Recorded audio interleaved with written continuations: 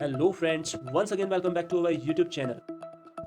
सबसे पहले important update यह है कि कुमाऊं यूनिवर्सिटी नैनीताल का जो बीएड एंट्रेंस एग्जाम हुआ था उसका रिजल्ट कल आ चुका है।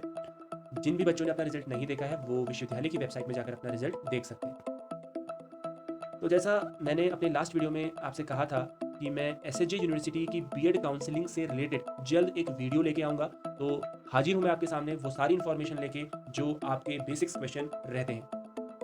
बस आपको हर एक चीज़ को समझते हुए चलना है। वीडियो को बिल्कुल भी स्किप नहीं करना है। हालाँकि मैं वीडियो को सेग्रीगेट भी कर दूँगा, जिससे कि आपको जोन सा भी आपका यूज़फुल पार्ट है, जिसको आपको देखना है, आप डायरेक्ट वहाँ पर जंप करके देख सकते हैं। हमारे यहाँ पर जो मेन टॉपिक्स रहेंगे वो रहेगा कि आपके मार्क्स के अकॉर्डिंग आपको कौन-सा कॉलेज मिल सकता है, कौन-सी प्रेफ़रेंसेस आपको भरनी चाहिए। क्या आपके मार्क्स सरकारी कॉलेज में आपका नंबर आ सकता है आपके मार्क्स के अकॉर्डिंग? या इसके अलावा भी बहुत बच्चों का एक डाउट और क्वेरी कह सकते हैं कि ये बार-बार आ रही है कि हमारे साथ वाले के हमसे कम मार्क्स हैं, लेकिन वो क्वालीफाई है, हम क्वालीफाई नहीं हैं, जबकि सेम कैटेगरी में हैं। तो ऐसा क्यों हो रहा है? इसके बारे में भी हम यहाँ पर जानेंगे। तो वीडियो में हम आगे बढ़ें उससे पहले मेरा आप सभी से यह विनम्र अनुरोध है और निवेदन है कि अगर चैनल पर आप पहली बार आए हैं तो चैनल को अवश्य ही सब्सक्राइब कर लें और बेल आइकन को प्रेस करना ना भूलें, क्योंकि मैं सदैव आपके लिए ऐसे ही अपडेट्स लेके आता हूँ। उत्तराखंड रिलेटेड कोई भी जो टीचिंग रिलेटेड इन्फॉर्मेशन होती है आपको यहाँ पर सबसे पहले उपलब्ध करवाई जाती है। और यह वीडियो अगर आपको पसंद आए तो लाइक अवश्य कर दें, इससे हमारा भी मनोबल बढ़ता है और आपके लिए ऐसे वीडियोज़ लाने के लिए हम हमेशा प्रयासरत रहते हैं। देखिए, वीडियो बनाने में काफ़ी मेहनत लगती है और इस वीडियो में मेन चीज़ ये है कि मैंने एनालिसिस किया है कि आपको, ताकि हर एक बच्चे को कौन सा, क्योंकि बहुत से बच्चे क्या होते हैं, अभी नए नए आए होते हैं, पता नहीं होता कि कौन सा कॉलेज भरना है, क्या करना है। तो इन सारी चीज़ों को मैं यहाँ पर अच्छे से आपको बताने जा रहा हूँ और मेरा यह प्रयास है कि वीडियो को मैं छोटे से छोटा रखूँगा ताकि आपका भी अधिक समय यहाँ पर खर्च ना हो और जिसमें मैं कम समय पर आपको अधिक से अधिक जानकारी दे सकूँ। और वीडियो देखने के बाद मैं तो अभी कह रहा हूँ कि आपको ये दावा कर सकता हूँ कि इसके बाद आपको अन्य कोई वीडियो देखने की ज़रूरत नहीं पड़ेगी। आपकी जब आपको एडमिशन मिल जाएगा किसी कॉलेज में तो आप उसके बाद मुझे कमेंट कर सकते हैं यहाँ पर कि सर आपने ये बताया था, यही हुआ था। तो एक देखिए, प्लस माइनस तो हो सकता है उसमें, जो भी मैं एनालिसिस करूँगा कितना मेरिट जाएगा, क्या हो सकता है, लेकिन आपको एक रफ आइडिया यहाँ पे ज़रूर आ जाएगा कि आपको कौन-सा कॉलेज मिल सकता है। तो चलिए शुरू करते हैं।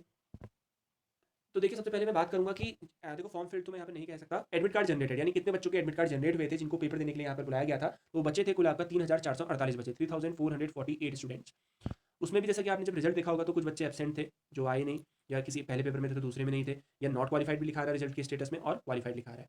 तो रिजल्ट तो मोस्टली सभी ने अपना देख लिया होगा। नहीं देखा है तो इससे पहले वाला जो वीडियो आया था उसका भी मैं यहाँ पे लिंक डिस्क्रिप्शन बॉक्स में दे दूँगा, आप वहाँ पर देख सकते हैं।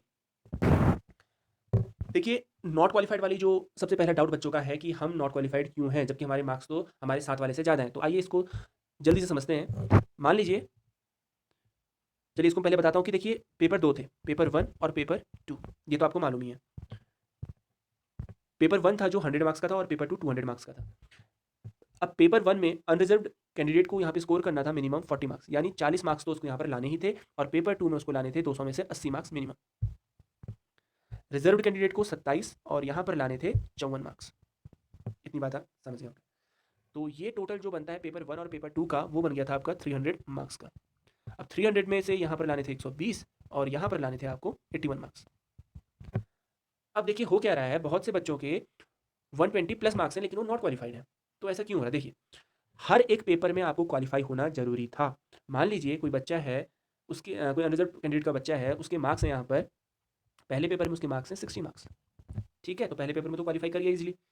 उसके बाद दूसरे पेपर में उसके मार्क्स आ गए आपका 70। अब जब आप 60 और 70 को जोड़ते हैं तो ये होता है आपका 130 मार्क्स, 130 नंबर होते हैं।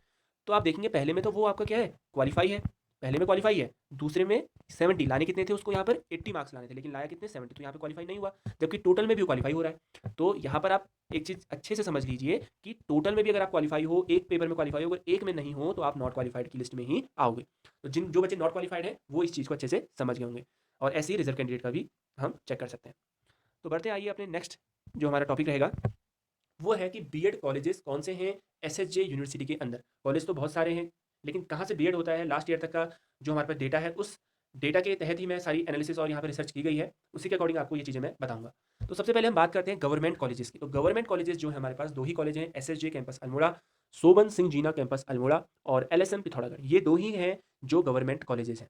इन गवर्नमेंट कॉलेजेस की अगर मैं बात करूँ तो यहाँ पर आपकी जो टोटल सीट्स हैं वो हैं 55 सीट्स हैं। 55 यानी एसएचजे में 55 और एलएसएम में भी 55 सीट्स हैं। इसके बारे में अधिक मैं आपको नेक्स्ट स्लाइड्स में बताऊंगा। सेमी गवर्नमेंट जो है आपका देखिए, सेमी गवर्नमेंट में रानीखेत है, बागेश्वर है, बेरीनाग है। ये 3 कॉलेज हैं सेमी गवर्नमेंट। और प्राइवेट में चंपावत में, इसके अलावा और भी हो सकते हैं, लेकिन मेरे अभी जानकारी में इतना ही है। चंपावत में शायद कोई माँ पूर्णागिरी करके कोई कॉलेज है, जय माँ पूर्णागिरी, वो प्राइवेट कॉलेज है।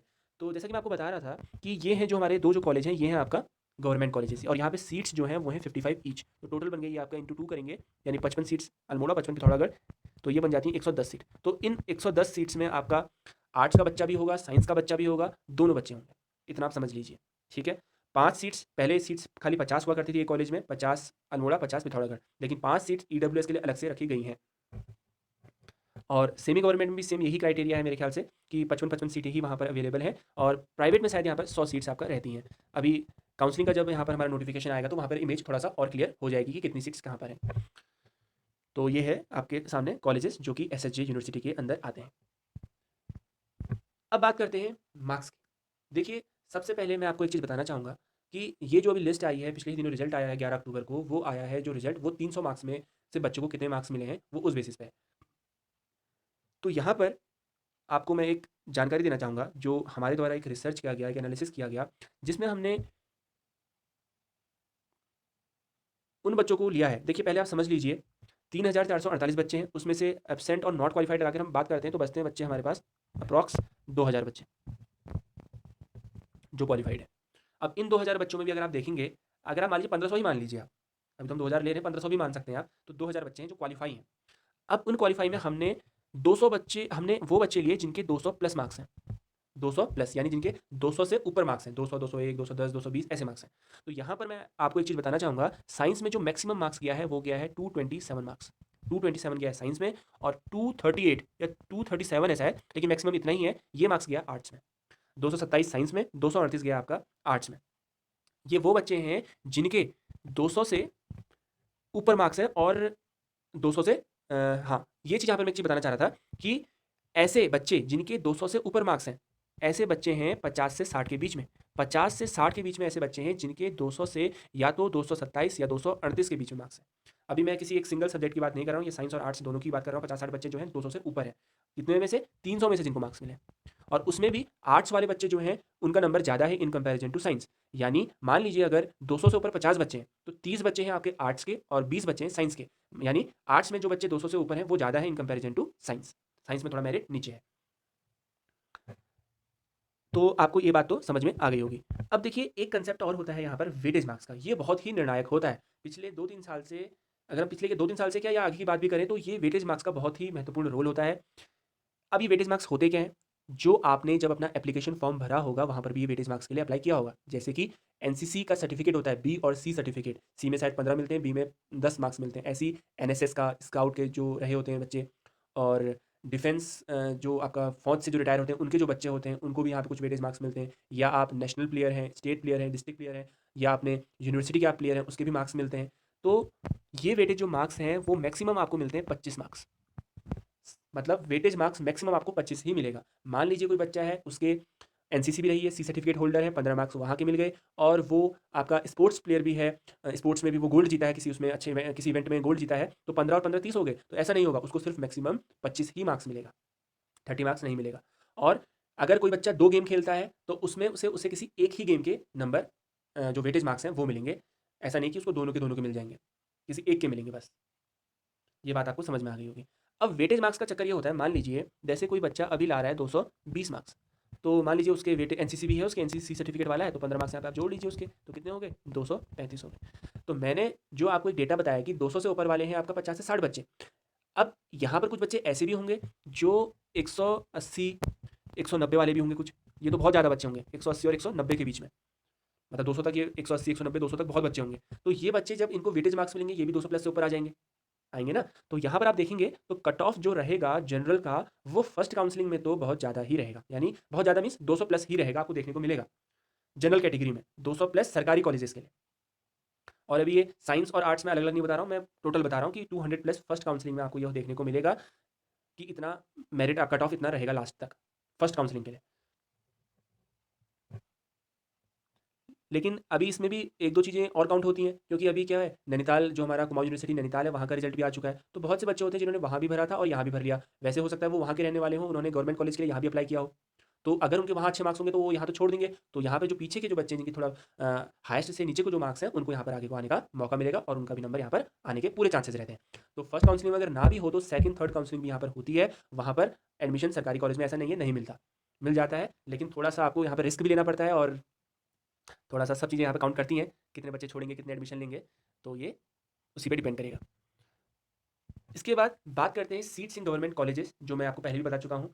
एसएसजे में आपका बता ही चुका हूँ कि 55 सीट्स हैं और एलएसएम में भी आपका 55 सीट्स हैं, जिसमें 5 ईडब्ल्यूएस की सीट्स हैं और 50 जो सीट्स बचती हैं वो ईडब्ल्यू यानी आप समझ लीजिए कि 55 में टोटल आपका साइंस और आर्ट्स दोनों को ये डिवाइड कर लेते हैं। उसमें सारी फिर एक्स सर्विसमैन भी आएगा, सारी सीट्स आपके यहाँ पर रहती हैं वहाँ पर, 50 सीट्स में ही होता है। तो टोटल 110 सीटें हैं इन सरकारी कॉलेजेस में। इसके अलावा मैं यहाँ पर एक चीज़ और बताना चाहूँगा आपको फीस से रिलेटेड इन्फॉर्मेशन, जो कि लास्ट ईयर तक का जो हमारा डेटा है, उसके रिगार्डिंग मैंने एक वीडियो भी बनाया था लास्ट में, जिसमें कि एसएसजे कैंपस अल्मोड़ा की आपको फीस बताई गई थी। उसका लिंक भी मैं डिस्क्रिप्शन बॉक्स में दे दूँगा, वहाँ पर जाकर चेक कर सकते हैं। देखिए, इसके अलावा जो हमारे सेमी गवर्नमेंट कॉलेजेस हैं, जैसे कि आपका यहाँ पे रानीखेत का है, जयदत्त वेला कॉलेज है, बागेश्वर का है और बेरीनाग का कॉलेज है। यहाँ पर जो फीस है वो लास्ट ईयर तक थी 35,000 रुपया पर ईयर की बता रहा हूँ आपको मैं, पर ईयर की 35,000 रुपया फीस है। ये एडमिशन फ़ीस है 1 साल की सेमी गवर्नमेंट की। इसके अलावा जो आपकी परीक्षाएँ होती हैं सेमेस्टर की, उसमें जो फ़ीस पड़ती है वो चाहे आपका गवर्नमेंट कॉलेज हो, वो सेमी गवर्नमेंट हो, सब जगह फ़ीस आपको बराबर ही पड़ती है।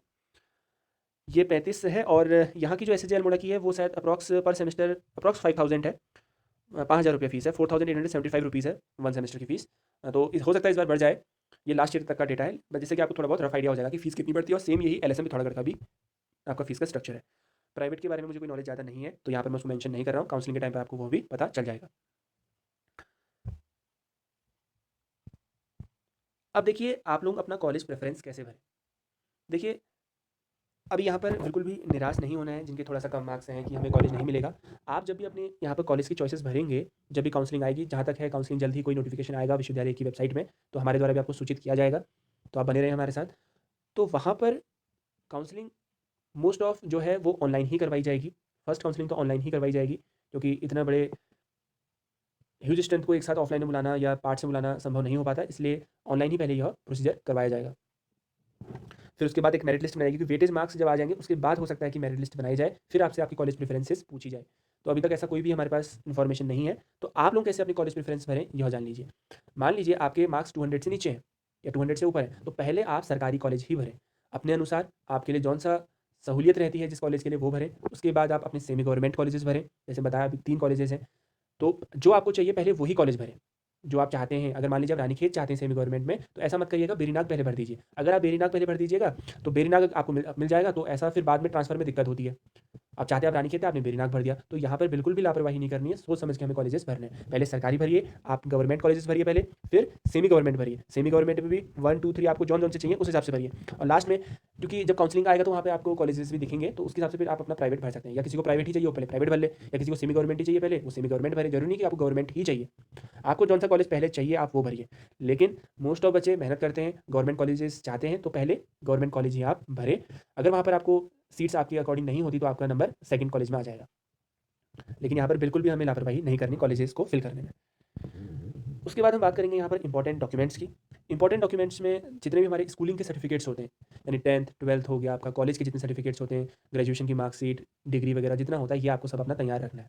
उसके अलावा बहुत सारी चीज़ें हैं, टीसी है, सीसी है। आपको जैसे टीसी तो आप अगर सेम कॉलेज में ही हैं, अगर सेम यूनिवर्सिटी में है तो तब टीसी की ज़रूरत नहीं पड़ती, लेकिन अगर अदर कॉलेज से आ रहे हैं तो टीसी की ज़रूरत भी पड़ती है। उसके अलावा गैप ईयर का सर्टिफिकेट बनता है, अगर जिनके उसमें गैप एजुकेशन में गैप है। अब यहाँ पर आप एक चीज़ समझ लीजिए कि मान लीजिए आप काउंसलिंग के लिए वहाँ पर गए हैं या एडमिशन के लिए भी आप वहाँ पर चले गए हैं, आपके पास कोई सर्टिफिकेट नहीं है। स्कूलिंग का तो मस्ट होना ही चाहिए आपके पास। अगर उस टाइम पे अवेलेबल नहीं है, आप उनको एप्लीकेशन दे के आप उनसे कुछ समय के लिए कुछ समय माँग सकते हैं। जिसमें कि आप उनसे कहेंगे कि हम आपको 1 हफ्ते या 3-4 दिन में इस चीज़ को हम दे देंगे, तो इतना टाइम वो लोग देते हैं। ऐसा नहीं है कि आपको वहाँ से रिजेक्ट कर देंगे, तो यहाँ पे बिल्कुल भी डरना नहीं है।